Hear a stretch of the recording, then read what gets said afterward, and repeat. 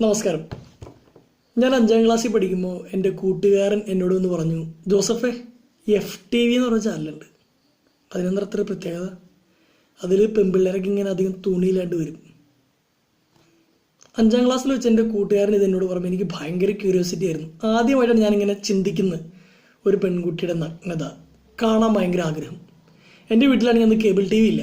അപ്പോൾ FTV എന്നൊക്കെ പറഞ്ഞ് നമ്മൾ ആദ്യമായിട്ടാണ് കേൾക്കുന്നത്. ആ വർഷം എൻ്റെ വീട്ടിൽ കേബിൾ TV എടുത്തു. അപ്പോൾ എൻ്റെ ആദ്യത്തെ ക്യൂരിയോസിറ്റി ഈ FTV എങ്ങനെയും കാണുക എന്നുള്ളതാണ്. അപ്പോൾ ഒരു ദിവസം ഞാൻ വീട്ടിൽ ആരുമില്ലാത്തപ്പോൾ FTVയുടെ ചാനൽ കണ്ടെത്തി. പക്ഷെ അത് കാണാൻ ധൈര്യമില്ല. മെല്ലെ മെല്ലെ ധൈര്യം സംഭരിച്ചു. ഒരു ദിവസം അപ്പച്ചൻ പുറത്തേക്ക് നടക്കാൻ പോയി, അമ്മ അടുക്കളയിൽ പണിയെടുത്തുകൊണ്ടിരിക്കുന്നു. ഞാൻ ഈ FTV കണ്ടെത്തി. FTVയും സൂര്യ TVയും തമ്മിൽ കണക്ട് ചെയ്തു. സ്വാപ്പ് എന്ന ബട്ടൺ വെച്ച് നമുക്ക് ഒരു തവണ പ്രസ് ചെയ്യുമ്പോൾ സൂര്യ TVയിലോട്ട് പോകും. അതുപോലെ തന്നെ പെട്ടെന്ന് പ്രസ് ചെയ്താൽ FTVയിലോട്ട് പോകും. അങ്ങനെ അമ്മ അടുക്കളയായിട്ട് ശബ്ദം ഉണ്ടാക്കുന്നത് കേൾക്കുമ്പോൾ ഞാൻ FTV ഇങ്ങനെ ആകാംക്ഷയോടെ കാണാമായിരുന്നു. ആദ്യമായിട്ട് നമ്മളിങ്ങനെ പെൺകുട്ടിയുടെ നഗ്നത ഇങ്ങനെ എൻജോയ് ചെയ്യണം. അമ്മ ഇങ്ങനെ ഒച്ച ഉണ്ടാക്കുന്ന പെട്ടെന്ന് കടലുണ്ടി ട്രെയിൻ അപകടമായിരുന്നു അന്ന് സൂര്യ TVയിൽ. ഞാൻ ഇന്നും ഓർക്കുന്നു. ആ വാർത്ത റൺ ചെയ്തുകൊണ്ടിരിക്കുകയാണ്. അപ്പോൾ അമ്മയുടെ ശബ്ദം കേൾക്കുമ്പോൾ നമ്മൾ കടലുണ്ടി ഇടും, അമ്മ മാറുമ്പോൾ നമ്മൾ FTV ഇടും. ഇതിങ്ങനെ കണ്ടിന്യൂ ചെയ്തുകൊണ്ടിരുന്നു. പെട്ടെന്ന് അമ്മ ഇങ്ങോട്ട് കയറി വന്നു. ഉടനെ ഞാൻ കടലുണ്ടി ഇട്ടു. അമ്മ എന്നോട് ചോദിച്ചു, ജോസഫ് നീ എന്താ കാണണേ? അമ്മയുടെ സൂര്യ TVയിൽ കടലുണ്ടി ട്രെയിൻ അപകടം അപകടം. അതിനകത്ത് എന്തൊരു ഇംഗ്ലീഷിൽ മ്യൂസിക്കൊക്കെ കേട്ടല്ലോ. അമ്മ അത് വല്ല പാട്ട് വേറെ എവിടെയെങ്കിലും കേട്ടതായിരിക്കും. നീ എന്താ കണ്ടുകൊണ്ടിരിക്കണേ? ന്യൂസ് കണ്ടുകൊണ്ടിരിക്കുന്നു. നീ കണ്ടുകൊണ്ടിരുന്ന മറ്റേ ചാനലിട്ട്. ഏത് ചാനലമ്മേ? നീ നേരത്തെ കണ്ട മറ്റേ ചാനൽ ഇടാനാ പറഞ്ഞേ. അമ്മ എൻ്റെ നിന്ന് റിമോട്ട് തട്ടി പറിച്ചിട്ട് അമ്മ FTV ഇട്ടു, സ്വാപ്പ് ബട്ടൺ വൈകിട്ട്. അപ്പം ഞാൻ ഇങ്ങനെ അയ്യേ എന്ന് നമ്മളിങ്ങനെ കണ്ണൊക്കെ ഇങ്ങനെ പൊത്തി.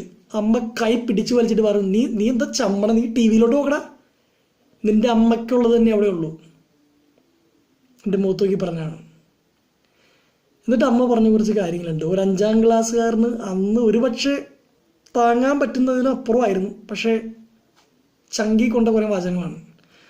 അമ്മ പറഞ്ഞതാണ്, നീ ഒരു ആൺകുട്ടിയാണ്, ഒരു പെൺകുട്ടീനെ കാണണമെന്നും അത്തരത്തിലുള്ള ആഗ്രഹം നിന്നുണ്ടാവും. That is called heterosexual attraction. അത് പ്രകൃതി നിനക്ക് തന്നാണ്. ഇത്തരത്തിലുള്ള ആഗ്രഹങ്ങളും ഒരാണിനുണ്ടാവും. പക്ഷേ അത്തരം ആഗ്രഹങ്ങളെ ഏറ്റവും കുലീനമായി നിയന്ത്രിക്കുന്നിടത്താണ് നീ ഒരു ആൺകുട്ടിയായി മാറുന്നത്. നീ ഇപ്പോൾ ഒരു പെൺകുട്ടിയായിരുന്നെങ്കിൽ ഒരു 16-17 വയസ്സാകുമ്പോൾ പ്രകൃതി തന്നെ നിന്റെ ശരീരത്തിൽ കുറേ മാറ്റങ്ങൾ വരുത്തുമായിരുന്നു. അന്ന് ഒരു പെൺകുട്ടിക്ക് അമ്മ പറഞ്ഞു കൊടുക്കും, എന്തിനാണ് മോളെ ശരീരത്തിൽ ഈ മാറ്റം വരുന്നത്. ഒരു പെൺകുട്ടിയോട് അവളുടെ ശരീരത്തെ പറ്റി പറഞ്ഞു കൊടുക്കുന്ന അവളുടെ അമ്മയാണ്. കാരണം പ്രകൃതി ആദ്യം അവളെ കൈപിടിച്ച് നടത്തും, കൂടെ അവളുടെ അമ്മ ഗുരുവായിട്ട്. നിങ്ങൾ ആമ്പിള്ളേർക്ക് ഇത് പറഞ്ഞു തരാൻ പ്രകൃതിയായിട്ടൊന്നും ഒരുക്കിയിട്ടില്ല, അതുകൊണ്ട് അമ്മ പറഞ്ഞു തരാണ്. ഹെട്രോസെക്ഷൽ അട്രാക്ഷൻ എന്ന സംഭവമുണ്ട്. ഒരു പെൺകുട്ടിയോട് നമുക്ക് സ്വാഭാവികമായിട്ട് തോന്നുന്ന ആകർഷണം അത് പെണ്ണിന് തിരിച്ചുകൊണ്ടാവും.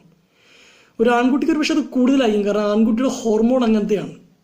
കാടിൻ്റെ അതിജീവനത്തിൽ ഉപയോഗിക്കുന്ന ടെസ്റ്റോസ്റ്ററോൺ എന്നുള്ള ഹോർമോണാണ് നിങ്ങളുടെ. ഇത്ര ആകർഷണങ്ങൾ കൂടുതലായിരിക്കും. പക്ഷേ അതിനെ നിയന്ത്രിക്കാനുള്ള വിൽ പവർ ഒരാണിന് ദൈവം തന്നെ വന്നിട്ടുണ്ട്. പണ്ടൊരിക്കൽ ഒരു ബ്രഹ്മചാരിയ ഗുരു ഒരു പാടത്തൂടെ നടന്നു വരുന്നു. അപ്പോൾ സ്ത്രീകളെ കാണുമ്പോൾ അയാളിങ്ങനെ വഴിമാറി നടക്കും. ഒരു ദിവസം ഒരു സ്ത്രീ ആ ഗുരുവിൻ്റെ അടുത്ത് ചെന്നിട്ട് പറഞ്ഞു, ഗുരു, ഞങ്ങൾ മുഖമുയർത്തി നോക്കാൻ പഠിക്കുക, ഞങ്ങൾ സ്ത്രീകളാണെന്ന് ഞങ്ങൾ ഓർമ്മിപ്പിക്കാത്ത വിധത്തിൽ.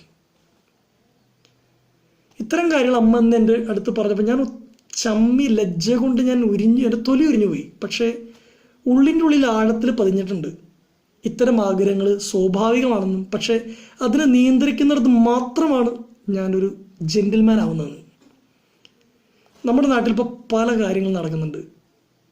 പക്ഷേ നമ്മളിങ്ങനെ അവരെ ജയിലിൽ കൊണ്ടുപോകണം, തൂക്കിക്കൊള്ളണം എന്ന മുറവിളി കൂട്ടുന്നതിന് മുമ്പ് നമുക്ക് ആദ്യത്തെ മാറ്റം കുടുംബത്തിൽ വരുത്താം. ലെഫ്റ്റ് റൈറ്റ് ലെഫ്റ്റ് എന്ന പടം തുടങ്ങുന്നതിന് മുമ്പ് ഒരു വാചകമുണ്ട്, a man is half DNA, half unknown, and the other part is his childhood experiences.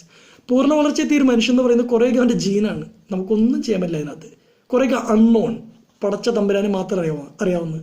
പിന്നെയുള്ളത് ചൈൽഡ്ഹുഡ് എക്സ്പീരിയൻസസ് ആണ്. ഈ 3 കാര്യങ്ങളാണ് ഒരു പയ്യനെ പുരുഷനാക്കി മാറ്റുന്നത്. നമുക്കിവിടെ കൺട്രോളുള്ള കാര്യം എന്ന് പറഞ്ഞാൽ ചൈൽഡ്ഹുഡ് എക്സ്പീരിയൻസ് ആണ്. നമ്മുടെ കുടുംബത്തിലെ മക്കൾക്ക് എന്ത് നല്ല എക്സ്പീരിയൻസാണ് നമ്മൾ കൊടുക്കുന്നത്, അത് അവനായിത്തീരും. ഒരു പെൺകുട്ടിയെ ചെറുപ്പത്തിലേ അവനോട് ബഹുമാനിക്കണം, അവളെ പ്രൊട്ടക്റ്റ് ചെയ്യണമെന്ന് പറഞ്ഞ് പഠിപ്പിച്ചാൽ അവൻ അത്ര എളുപ്പത്തിലൊന്നും വഴിയേറ്റി പോവില്ല. ഇന്ന് ചാനൽ ചർച്ചകളും പത്രങ്ങളിൽ കുറേ ഡിസ്കഷൻസൊക്കെ നടക്കുന്നു. പക്ഷേ എൻ്റെ മനസ്സിൽ തോന്നിയൊരു കാര്യം ഇതാണ്, ഞാൻ വായിച്ചറിഞ്ഞ പുസ്തകങ്ങളിൽ നിന്ന് ഞാൻ മനസ്സിലാക്കിയൊരു കാര്യമാണ്. മാറ്റം വരേണ്ടത് നമ്മുടെ ഉള്ളിലാണ്, നമ്മുടെ എഡ്യൂക്കേഷൻ സിസ്റ്റത്തിലാണ്, നമ്മുടെ കുടുംബത്തിലാണ്. പ്രശസ്തമായൊരു വാചകമുണ്ട്, parents are tanks, children are taps.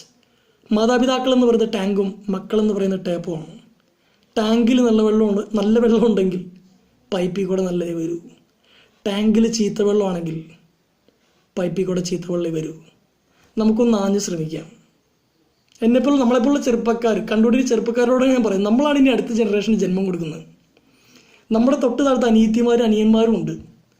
നമ്മൾ എങ്ങനെ പെൺകുട്ടികളോട് പെരുമാറുന്നു എന്ന് കണ്ടാണ് അവർ വളരുന്നത്. നമ്മൾ വാട്സാപ്പിൽ ഷെയർ ചെയ്യുന്ന കാര്യങ്ങൾ കണ്ടാണ് അവരും വളരുന്നത്. ആദ്യം നമ്മൾ പ്രതികരിക്കേണ്ടത് നമ്മളോട് തന്നെയാണ്. We should be the change.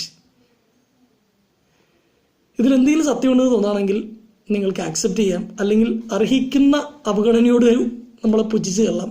എൻ്റെ പേര് ജോസഫ് അന്നംകുട്ടി ജോസ് എന്നാണ്. ഒരു പുസ്തകമൊക്കെ എഴുതിയിട്ടുണ്ട്. നിങ്ങൾക്ക് എന്തെങ്കിലും അഭിപ്രായം ഉണ്ടെങ്കിൽ ഫേസ്ബുക്കിൽ വന്ന് എൻ്റെ ചാറ്റ് വിൻഡോയിൽ പറയാം. നമുക്ക് എല്ലാവർക്കും കൂടി പുതിയൊരു തുടക്കം തുടങ്ങാന്നേ. Every woman is our responsibility, not an opportunity. Thank you very much.